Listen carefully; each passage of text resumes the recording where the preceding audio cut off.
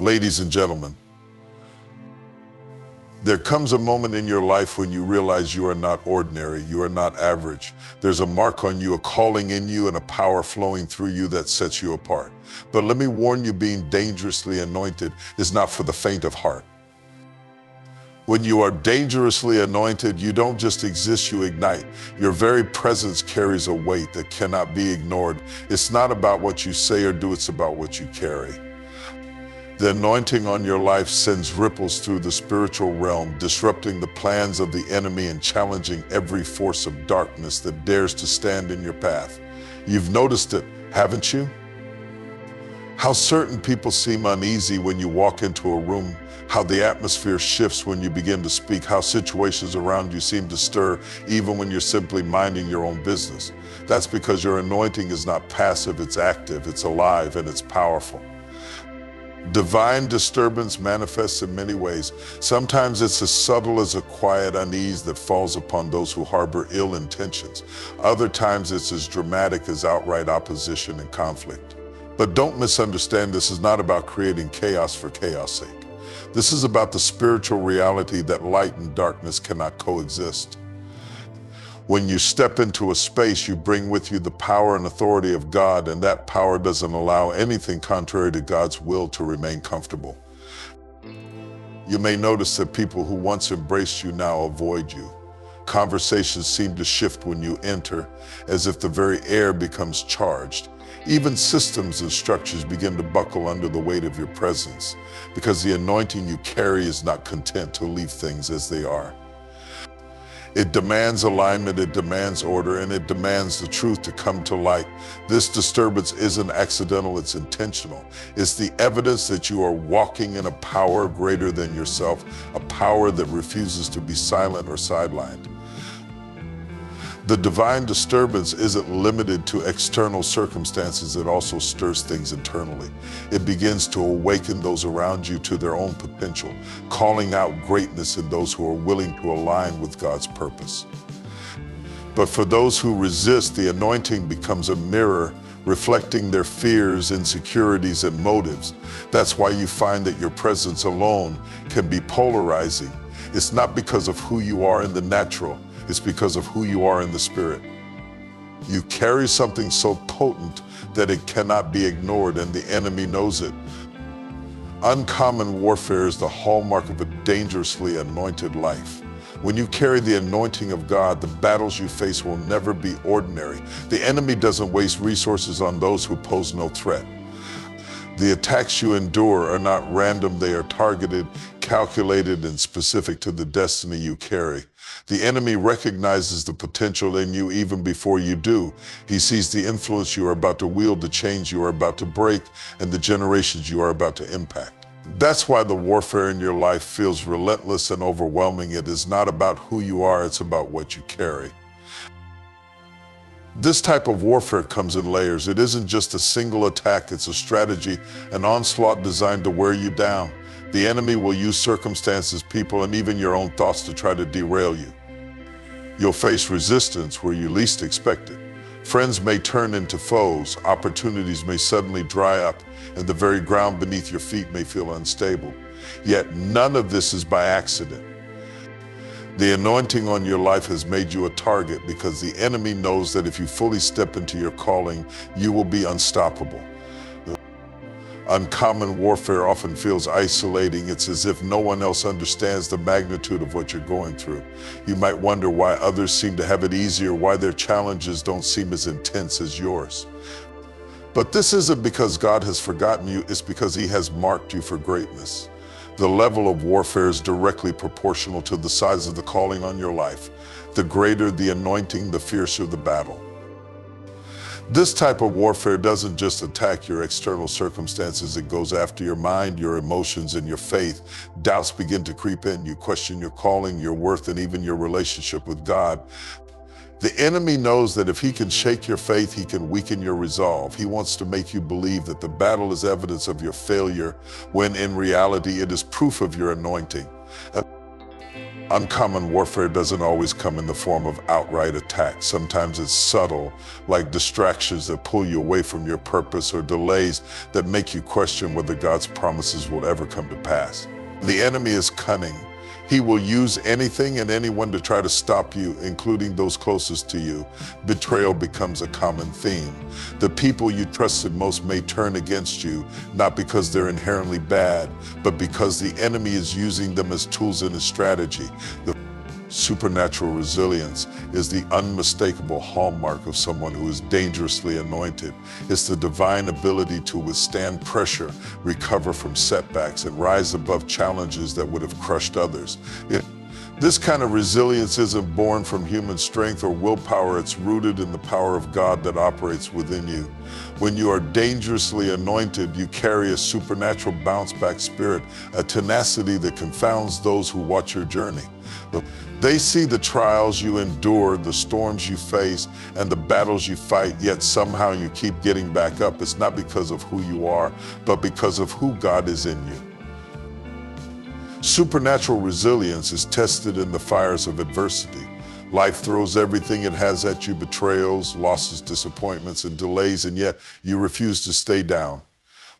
Every time you're knocked back, it's as if the anointing on your life strengthens you to push forward with even greater determination. People marvel at how you keep going, how you maintain your faith, and how you continue to persevere. They don't realize that the oil on your life has made you unbreakable. The anointing doesn't just call you, it equips you to endure. It's what allows you to walk through the valley of the shadow of death and fear no evil. This resilience is not the absence of pain or struggle, it's the ability to rise despite it. You may cry, you may feel the weight of the world on your shoulders, but deep within you, there's a wellspring of strength that never runs dry. The enemy throws his worst at you, hoping to see you crumble, but all he accomplishes is making you stronger. Every trial becomes a stepping stone. Every setback is set up for a comeback.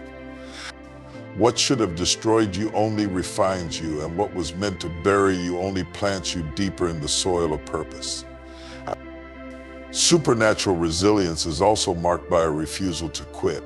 It's the determination to keep moving forward, even when the path is unclear and the odds are stacked against you.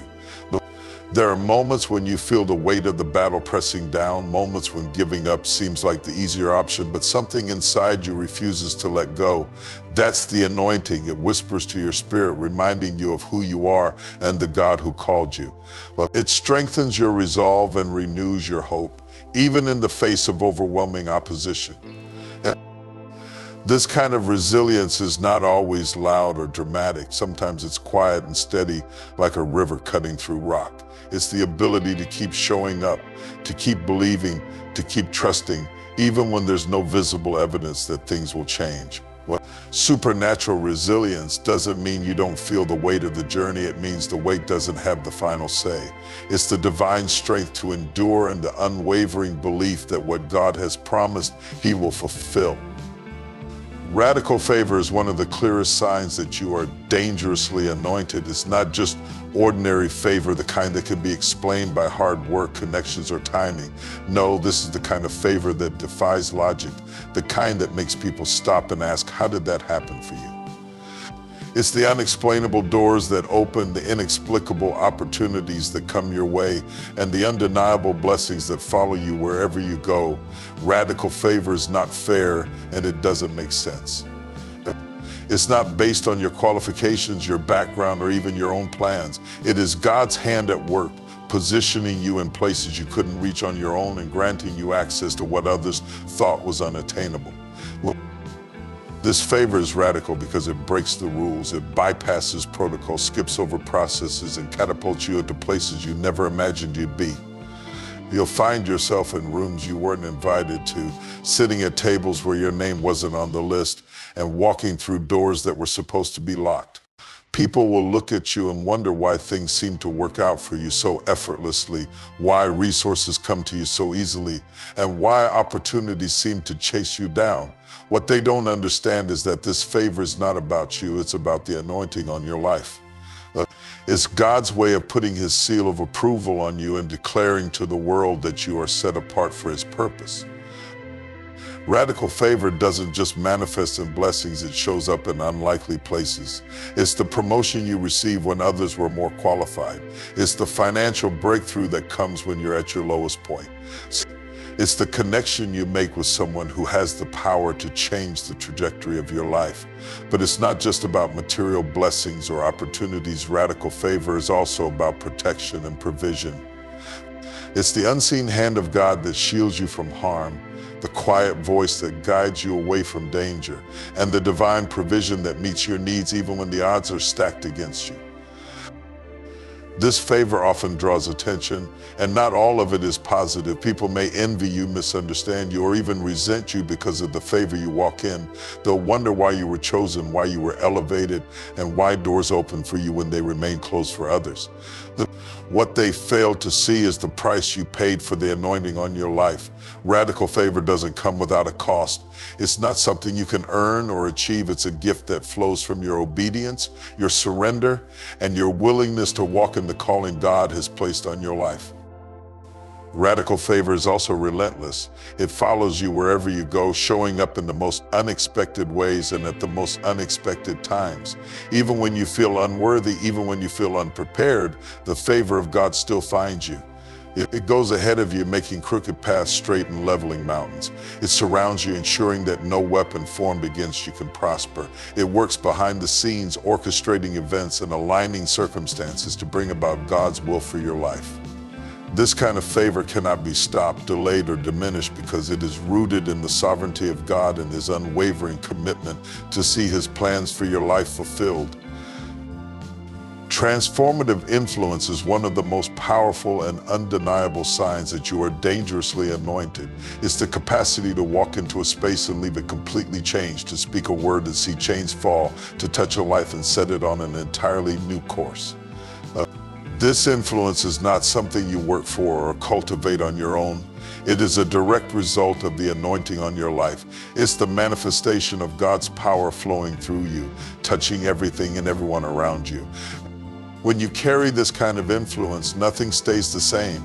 Environments shift, mindsets change, and the status quo is disrupted simply because of your presence. You are a catalyst, a divine instrument of transformation. The transformative influence operates on multiple levels. It's not just about what you do, it's about who you are. Your very being becomes a conduit for the power of God. People who encounter you may not even realize what is happening at first, but something in them begins to stir. Hope is reignited where despair once ruled. Vision is restored where blindness once prevailed. Faith begins to rise in those who had given up. This influence is not confined to grand gestures or public platforms. It happens in the quiet moments, in the one-on-one conversations, and even in the silent prayers you offer for others. The anointing you carry leaves a mark on every person and every situation it touches. This influence is often unspoken but undeniable. You'll notice that people are drawn to you, seeking your advice, your prayers, or simply your presence. They don't always understand why, but they sense that there's something different about you.